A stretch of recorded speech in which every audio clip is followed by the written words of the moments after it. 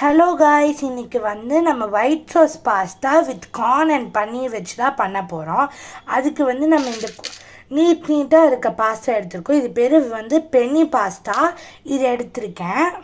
அதுக்கப்புறமா அவிக்காத்த கார்ன் உரித்து வச்சுருக்கேன். இப்போ இது வந்து தனித்தனியாக பிரிச்சுட்டு அவிச்சிக்கலாம் நம்ம. அதுக்கப்புறமா உங்களுக்கு என்ன பன்னீர் வேணுமோ ஒரு பன்னீர் எடுத்துக்கோங்க. இப்போ ஒரு பெரிய பாத்திரத்தில் ஸ்டவ்வில் வச்சுட்டு அதில் தண்ணி ஊற்றி இந்த பாஸ்தாவை போட்டுக்கிறேன். இப்போ இதில் உப்பு எண்ணெயும் போட்டுக்கலாம். இப்போ உப்பு போட்டுக்கலாம், உங்களுக்கு வேண்டிய அளவு போட்டுக்கோங்க. இப்போ இதில் எண்ணெய் ஊற்றிக்கலாம். இப்போ எண்ணெய் ஊற்றிட்டோம், அங்கே மிதக்கிறது உங்களுக்கு தெரியுதா? இப்போ நல்லா இது வெந்துருட்டோம். இப்போ பாஸ்தா வெந்துட்டுருக்கு. இப்போ நம்ம இந்த கார்னை தனித்தனியாக உரித்து போட்டுக்கலாம். நம்ம கார்ன் நல்லா உரித்து வச்சிட்டோம். அப்படியே நான் பன்னீரும் இந்த பாருங்கள், பன்னீரும் குட்டி குட்டி பீசஸாக வெட்டி வச்சிட்டேன். கொஞ்சம் நேரம் கழித்து நம்மளோட இது ரெடி ஆகிடுச்சு பாருங்கள். நம்மளோட பாஸ்தா அவிக்க போட்டது நல்லா இந்த மாதிரி ரெடி ஆகி வந்துருச்சு.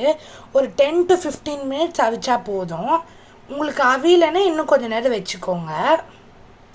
இப்போ பன்னீரை ஒரு பேனில் லைட்டாக பட்டர் போட்டுட்டு பன்னீர் போட்டிருக்கேன்.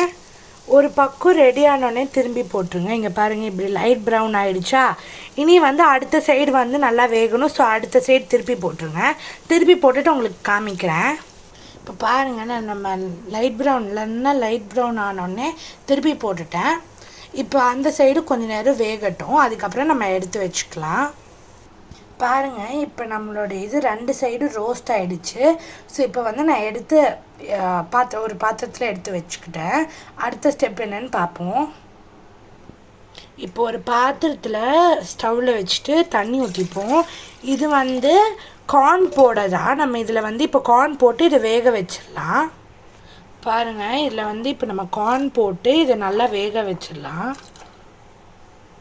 இப்போ இதில் லைட்டாக நம்ம உப்பு போட்டுக்கலாம். உங்களுக்கு தேவையான அளவு நீங்கள் போட்டுக்கோங்க. நான் இவ்வளோ போடுறேன், இன்னும் கொஞ்சோண்டு போட்டுக்கலாம். இப்போது இதை வந்து நல்லா வேகட்டும். நான் உங்களுக்கு வெந்துட்டு காமிக்கிறேன்.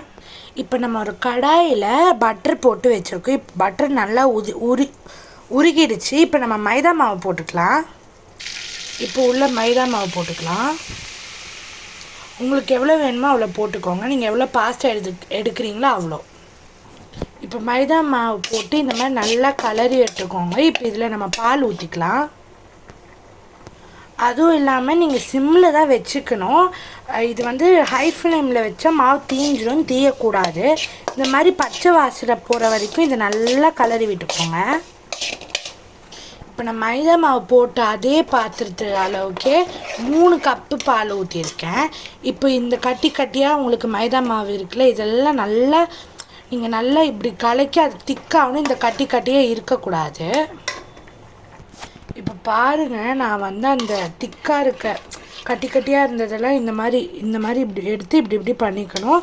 நல்ல திக்கெல்லாம் போயிட்டு இப்போ பாருங்கள் எவ்வளோ க்ரீமியாக ஆகிடுச்சு. நம்ம பாலும் மைதா பட்டர் வச்சு இவ்வளோ க்ரீமியாக ஆகிடுச்சு. வேறு எதுவுமே போட வேண்டாம். இப்போ இது வந்து இன்னும் கொஞ்சம் நேரம் இதுவாகட்டும். நம்ம இது பண்ணி முடிக்கும் போதே நம்ம கார்ன் வேக போட்டது ரெடி ஆகிடுச்சு. நான் அதில் தண்ணியை வந்து ஊற்றிட்டேன். இப்போ அடுத்த ஸ்டெப் பார்க்கலாம். இப்போ ஒரு பாத்திரத்தில் 1 ஸ்பூன் பட்டர் போட்டுக்கலாம். இது கூடயே பூண்டு போட்டுக்கலாம். இப்போ நம்ம பூண்டு போட்டுக்கலாம். குட்டி குட்டியாக வெட்டி வச்சுருக்கேன். இப்போ பூண்டு போட்டாச்சு. இப்போ பூண்டு நல்லா பச்சை வாசனை போகிற வரைக்கும் நல்லா மிக்ஸ் பண்ணி விட்டுக்கோங்க. பூண்டு நல்லா கொஞ்சம் ரோஸ்ட் ஆகிட்டுருக்கு. லைட் ப்ரௌன், ரொம்ப கறியக்கூடாது, லைட் ப்ரௌன் ஆகட்டும். இப்போ ஒரு லைட் ப்ரௌனுக்கு வந்திருக்கு. இப்போ நம்ம வந்து பன்னீரும் நம்ம எடுத்து வச்சுருந்த கார்னையும் ஆட் பண்ணிக்கலாம் இது கூட. இப்போ இதில் லைட்டாக சால்ட் ஆட் பண்ணிப்போம், அப்போ தான் கொஞ்சம் நல்லாயிருக்கும். இப்போ இதில் சால்ட் ஆட் பண்ணி நல்லா மிக்ஸ் பண்ணிக்கிட்டோம். இப்போ வந்து நம்ம அடுத்த ஸ்டெப் என்னென்னு பார்ப்போம். இப்போ நம்ம ஆல்ரெடி பண்ணி வச்சுருந்த சாஸில் இப்போ கொஞ்சம் திக்காக இருக்குது. கொஞ்சோடி பால் ஊற்றி உப்பு போட்டுக்கலாம். இப்போ இதில் பால் ஊற்றிட்டோம். இப்போ உப்பு போட்டுக்கலாம்.